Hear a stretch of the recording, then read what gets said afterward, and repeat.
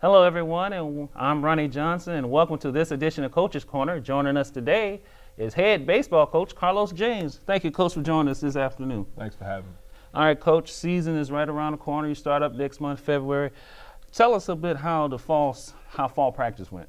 I thought fall practice went pretty well. The guys came in, they kind of know what to expect because we got a lot of returners coming back this year. Usually it's a time to where you just kind of figure out what you have, with your new recruits coming in and then your old guys kind of blending in. So we use it as a time to kind of get the team together. Okay. So when do you start spring practice? Have you started already, or you?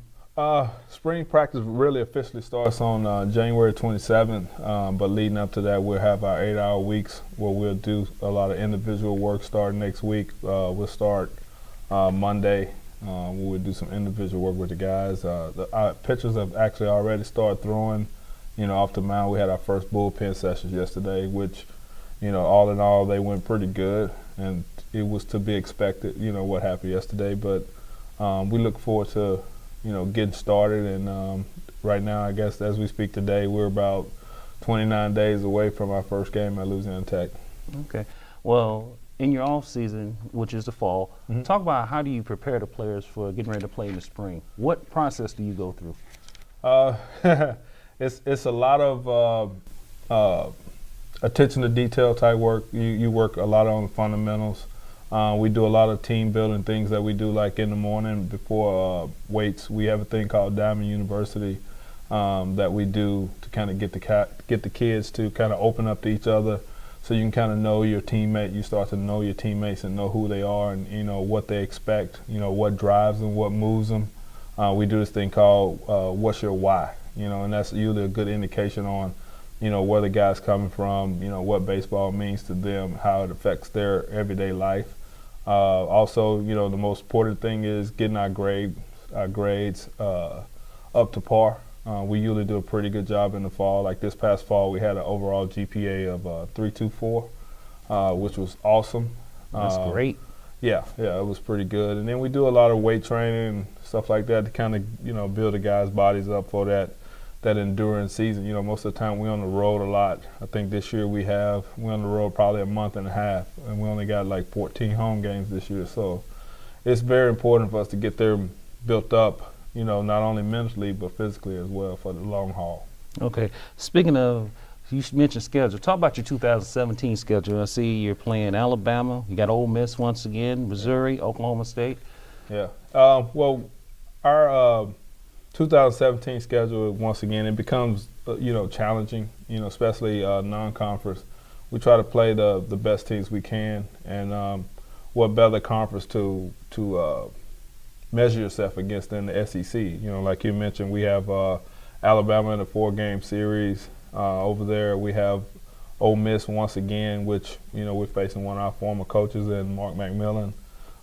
He coaches at Ole Miss. We have Mississippi State again. We have Missouri, play Baylor and Oklahoma State, amongst other teams, inside the state like UCA and ULR as well. So our non-conference schedule is challenging, but it also gets us ready for, our conference schedule. Right. And in saying that, Coach, you played your non-conference schedule with those people you might see in the NCAA regional, right? Yeah, I mean, it just kind of gives you a measuring tool of where you are. I mean, like in 2015, we played a lot of those schools. We played Missouri and Mississippi State and Ole Miss, and we came out with some key victories. I guess Mississippi State at the time was 13-0 and number 7 in the country, and we came out of that with a victory. Missouri was 23rd ranked in the country. We came out of that with a victory. So what you're hoping for this year is this team will be able to go into those places and get some wins to kind of set you up to where, in the event that you do win the SWAC championship in the tournament, that you can go into a regional tournament and then you don't have any kind of fears or drawbacks to playing the bigger schools because you've competed with them and hopefully won some of those games during the year. Okay, Coach. Talk about your pitching staff for this year. We had a great staff last year. What are your expectations for your staff this year? Well, overall, this staff is a lot more balanced than last year. I think we have a better staff this year. But the one thing that you have to look at is you hope that they progress, for us pitching at this level. I think they have the talent to be able to do it, but getting out there on the mound and doing it is another thing. So that's another reason why we play the schedule we do early, to get them out there against teams that a lot of them, junior college transfers. They get to pitch against the guys that they have seen in the regionals or seen in the College World Series and get those jitters out of the way. And they figure out that, at the end of the day, it's just baseball. So this staff is a work in progress. You can't really dial it up and say, well, we're going to be this or that. But the way we looking, we should be pretty good. Okay. Now let's talk about some of your key returnees. Jaquise Moore had a great year for us last year. Yeah. Jordan Knox, Jeremiah Figueroa was a utility player for us last year, and Adley Perez. Talk a little bit about them, Coach. Well, just to start out with Jaquise Moore, it just kind of goes with what you try to build your team around. He's our center fielder. You try to build strong up the middle. And Jaquise does a really good job for us in center field. Usually anything that's hitting the outfield that don't go out, he usually catches it. So that gives you a lot of confidence as well. And then those other two guys you mentioned, Jordan Knox plays left field and Jeremiah Figueroa plays right. So we got a veteran outfield group that's coming back, which, with the field that we play in and most of the parks we play in, especially non-conference, are so big. With that experience, that should help us out a lot. And to get to Adley Perez, he hit .353 last year. He's our second baseman. He usually hit in the middle of the lineup. And he's going to be solid. He's one of those guys that when the lights come on, he's ready to go. And then he should be ready to go again this year. He plays second base, which is up the middle as well. That kind of gives us that strong piece up the middle where, we can do a lot of good things there. So, we're looking forward to those guys, leading the team this season. Okay, talk about your newcomers you got coming in this year. Yeah, we have a lot of newcomers. As you know, we basically a junior college type program. We usually recruit heavily from the junior college ranks. Every year we usually lose probably 10, 11 players, but we replace it with another 20 every year usually, and they're from junior college. And this year we brought in a pretty good crop. Going back to what I was talking about, being strong up the middle.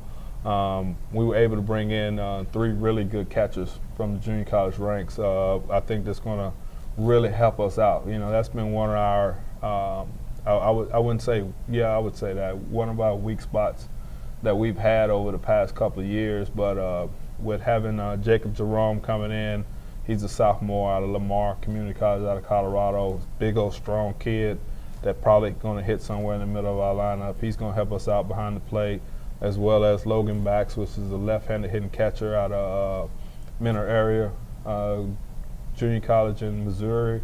And then we got Corey Henderson out of California is another junior college catcher that should give us 3 really good catchers this year to help us out. And then we had a kid named JP Soriano, which is Juan Pablo. That's the JP stands for. He's a big old kid.